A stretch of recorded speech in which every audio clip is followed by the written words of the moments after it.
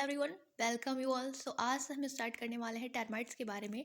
Termites क्या होते हैं, लाइफ साइकिल क्या होती है, उसका इफेक्ट क्या होता है ना, उसे कंट्रोल कैसे कर सकते हैं, ये सारी चीज़ें हम देखने वाले हैं। तो जैसा कि आपको पता होगा टर्माइट्स क्या होते हैं, तो ये इंसेक्ट होते हैं छोटे छोटे, जिन्हें हम कॉमनली हिंदी में उन्हें दीमक कहते हैं। टर्माइट्स क्या होते हैं, तो उन्हें कॉमनली हम हिंदी में दीमक बोलते हैं। ठीक है, अब इंट्रोडक्शन पार्ट में क्या है, तो termites are social animal live in colonies.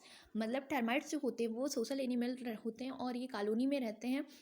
Each colony contains a special caste or type of individual such as reproductive workers, soldiers that perform different jobs। ठीक है, तो इनमें क्या होती है, एक वेल ऑर्गेनाइज सोसाइटी होती है जिसमें वर्कर्स होते हैं और सोल्डर्स होते हैं।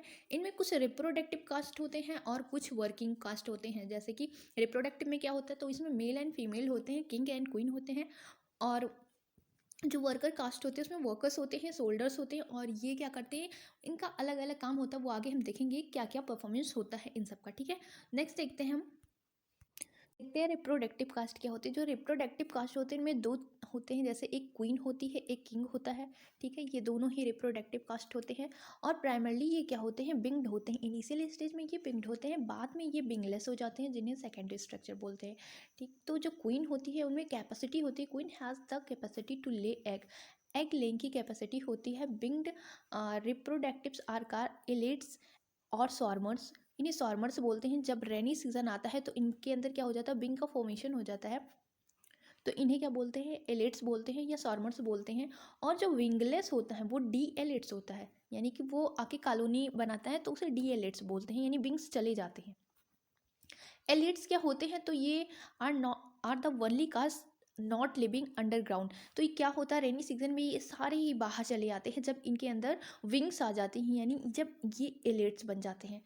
फिर उसके बाद क्या होता है, जो एलिट्स होते हैं neither cause damage to the structure और physical harm to the people.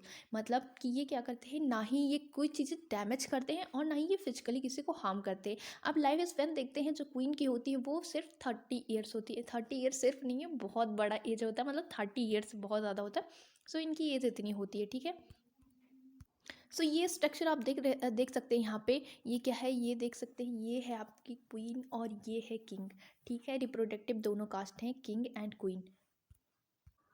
सो देखते हैं वर्कर्स क्या होते हैं। वर्कर्स जो होते हैं ये स्टेराइल क्या होते हैं, विंगलेस होते हैं, मतलब नॉन रिप्रोडक्टिव होते हैं एंड विंगलेस होते हैं। ब्लाइंड मेल हो सकते हैं या फीमेल, ये दोनों ही हो सकते हैं। ठीक है, ये ब्लाइंड होते हैं, स्टेराइल होते हैं, और उसके बाद ये विंगलेस होते हैं, यानी कि ये उड़ नहीं सकते। उनकी बॉडी कैसी होती है, they are soft body, creamy white, wingless and made up of large number of population within the colony. मतलब यही सबसे ज़्यादा कॉलोनी में प्रेजेंट होते हैं।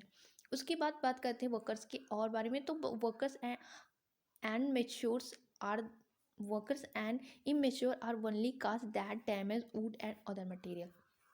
तो सबसे ज़्यादा जो हार्मफुल काज करते हैं, मतलब किसी फर्नीचर को या आपके पुरानी भी किसी चीज़ को, ऐसे बुक हो गया, वो सारी चीज़ों को जो काटते हैं या फिर उन्हें डैमेज करते हैं, तो ये वर्कर्स ही होते हैं। ठीक है, यही होते हैं मेन मेंबर, जो कि क्वीन को भी नरिश करने का काम करते हैं।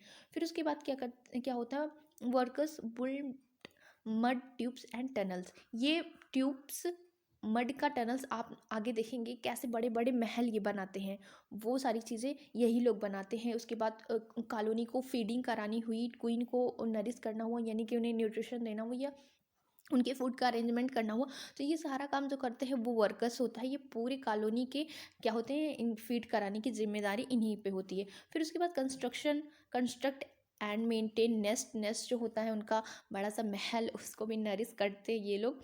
ठीक है, ये सारी चीज़ें जो होती है वो वर्कर की जिम्मेदारी होती है। वर्कर्स लाइफ स्पेन जो होती है 1 to 5 ईयर, ये बहुत कम दिनों तक जीते हैं, सिर्फ 1 से 5 साल तक। ये देख सकते हैं आप, ये है एक वर्कर का फोटोग्राफ, ये देख सकते हैं, ये है आपका, ये वर्कर है। इसी के तरीके से बहुत बड़ी कॉलोनी होती है इनकी, और बहुत ज़्यादा अमाउंट में पाए जाते हैं। देखते हैं सोल्जर्स क्या होते हैं। जो सोल्जर्स होते हैं वो क्या होते हैं, ये क्या like workers they are sterile, ये भी होते हैं और ये भी विंगलेस होते हैं, ब्लाइंड मेल या फीमेल होती हैं। पर इनका जो जॉ होता है ना वो दूसरे तरीके से होता है, यानी कि कोई इंट्रूडर यानी बाहरी कोई आ रहा है तो उससे फाइट करने के लिए ये बेल, इनका जॉ जो होता है वो मेंटेन होता है, ठीक है। ये क्या करते हैं, डिफेंड करते हैं। कोई भी इंट्रूडर आ गया, मतलब बाहरी कोई भी आ गया तो उससे अपनी कॉलोनी में आने से मना करते हैं या फिर उसने फाइट करते हैं। दे कांट फीड देमसेल्फ, मतलब वो खुद के लिए खाना का बंदोबस्त नहीं कर सकते। ये सारी चीज़ें आपको वर्कर्स ला के देंगे, ठीक है। तो इन्हें फीड कौन कराता है, तो इन्हें फीड कराते हैं workers. They have to be feed by workers, ठीक है। Usually the number of soldiers is much smaller than number of workers. जैसा कि आपको पता होगा जो वर्कर्स का अमाउंट होता है वो बहुत ज़्यादा होता है, मतलब पूरी कॉलोनी में जो होते हैं वो वर्कर्स ही होते हैं। इनका अमाउंट क्या होता है, कम होता है, इसलिए क्योंकि ये बाहर ही क्या करते हैं, बाहर ही कुछ दो चार जहाँ पे होल्स होते हैं जहाँ से निकलने का, वहाँ पे ये क्या करते हैं, पहरा देते हैं, इसलिए इनका अमाउंट कम होता है। और इनकी लाइफ स्पैन की बात करें तो ये भी 1 to 2 years, मतलब 1 से 2 साल तक ये रह सकते हैं, ठीक है। यहाँ पे आप देख सकते हैं ये है एक वर्कर का इमेज, और इसके आप जॉ देख सकते हैं कितने खतरनाक है, ये इस तरीके से हैं, इससे ये फाइट करते हैं, ठीक है। बाकी तो सारे स्ट्रक्चर वैसे ही होता है। और ये थोड़े वर्कर्स है, आप डिफ्रेंशिएट इजीली कर सकते हैं कि क्लासिफिकेशन ऑफ टर्माइट्स देखते हैं। Termites can be classified into tree dwelling termites, damp wood termites, dry wood termites and subterranean termites. So जो ट्री ड्वेलिंग टर्माइट्स होते हैं ये बेसिकली फॉरेस्ट में होते हैं और ये पेड़ों को नुकसान पहुंचाते हैं। जो डैम्प वुड टर्माइट्स होते हैं वो जहाँ पे बहुत सारी लकड़ियाँ इकट्ठा हो जाती है वहाँ पे उन्हें हार्म करते हैं या उन्हें डैमेज करते हैं। ड्राई वुड टर्माइट्स एंड जो सबटेरेनियन टर्माइट्स होते हैं ये बेसिकली हमारे फर्नीचर्स को या हमारे पुराने मोनूमेंट्स को ये डैमेज करते हैं, ठीक है। सो देखते हैं in the conservation of buildings and monuments in the museum the dry wood termites and subterranean termites are the principal significance. So हमने देखा कि वो कैसे हार्म करते हैं। अब हम देखते हैं कि जो विंगलेस टर्माइट्स होते हैं या टर्माइट्स एलिट्स होते हैं वो कैसे होते हैं। सो आप यहाँ पे फिगर में देख सकते हैं ये जो विंगलेस टर्माइट है ये है, और जो एलिट्स हैं यानी कि जो विंग्ड होता है वो कुछ इस तरीके से दिखता है। सो इनका लाइफ साइकिल देखते हैं। जो टर्माइट्स होते हैं अंडरगो एन इनकम्प्लीट ट्रांसफॉर्मेशन जिसे हेमी मेटाबॉलिज्म बोलते हैं। जैसे कि वो अभी हमने देखा कि बहुत सारे जो वर्कर्स होते हैं, जो सोल्डर्स होते हैं वो स्टेराइल होते हैं। तो स्टेराइल क्यों होते हैं, क्योंकि इनका पूरे तरीके से ट्रांसफॉर्मेशन नहीं हो पाता, जिसे हम बोलते हैं हेमी मेटाबॉलिज्म, ठीक है। इनकम्प्लीट ट्रांसफॉर्मेशन होता है। यहाँ से आप देख सकते हैं इनकी लाइफ साइकिल, एक ट्रिपिकल डायग्राम है यहाँ पे। देखिए यहाँ पे क्या होता है, ये आपकी क्वीन है, ये किंग है, इनका होगा फर्टिलाइजेशन। फर्टिलाइजेशन के बाद एग का प्रोडक्शन होगा। उसके बाद क्या होता है इनमें, देखिए ये निम्फ होता है, इसके बाद ये निम्फ का फॉर्मेशन हो जाएगा। एग जब हैच होगा तो निम्फ बनेगा। निम्फ में 3 तरीके से मेंबर्स बनेंगे। देखिए 3 तरीके से कैसे, पहला जो होगा वो वर्कर होगा जो कि मेन मेंबर होता है कॉलोनी का, जिसके जो मेनली लाइफ साइकिल देखते हैं इनकी कैसे होती है। तो लाइफ साइकिल में आप देख सकते हैं जैसे कि ये पहले क्वीन होती है, ये किंग होती है। आफ्टर फर्टिलाइजेशन ये एग ले करते हैं। एग ले जो करेंगे उनसे जब वो बाहर आएंगे तो इन्हें निम्फ बोलेंगे, ठीक है। जो एग हैच होने के बाद जो बाहर आता है उसे निम्फ कहते हैं। तो निम्फ 3 तरीके से क्लासीफाई किया जाता है, 3 तरीके से वो बन सकता है। देखिए या तो वर्कर वो बनेगा, या तो वो सोल्जर बनेगा, या तो फिर वो क्या बनेगा, एक ऐसा मेंबर बनेगा जो कि रिप्रोडक्टिव कास्ट में आता है, यानी कि सप्लीमेंट्री रिप्रोडक्टिव निम्फ, ठीक है। वर्कर का काम आपने देखा क्या होता है, वो कॉलोनी को बड़ा करने में उनका काम होता है, फीडिंग कराने की जिम्मेदारी उनकी होती है। सोल्जर्स जो होते हैं वो बेसिकली क्या करते हैं, वो डिफेंस का काम करते हैं। पर जो ये सप्लीमेंट्री रिप्रोडक्टिव निम्फ होते हैं ये आगे चलकर क्या बनते हैं, ये आगे चल के ये विंग्ड हो जाते हैं। कुछ होते हैं वो विंग्ड हो जाते हैं, जो विंग्ड हो जाते हैं उन्हें क्या बोलते हैं, एलेट्स बोलते हैं, या विंग्ड रिप्रोडक्टिव मेल और फीमेल बोलते हैं। फिर उसके बाद यही क्या, बाद में क्या होता है इनमें ये विंग का लॉस हो जाता है, फिर ये या तो क्वीन बन जाते हैं या फिर किंग बन जाते हैं, इन दोनों में से कोई बन जाता है। तो होप कि ये आपको लाइफ साइकिल समझ आई होगी।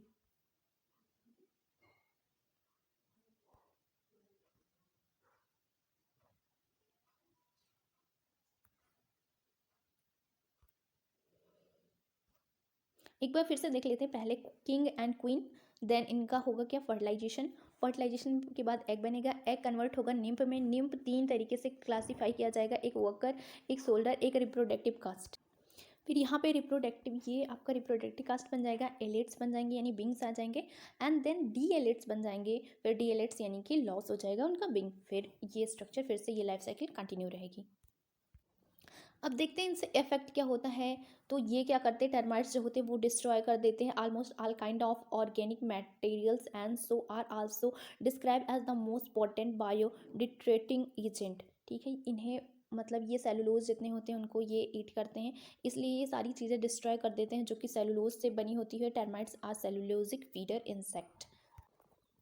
सो जो डैमेज होता है बेसिकली वो वर्कर्स के थ्रू होता है। Workers are responsible for feeding the entire community, मतलब उनके ऊपर ही जिम्मेदारी होती है पूरी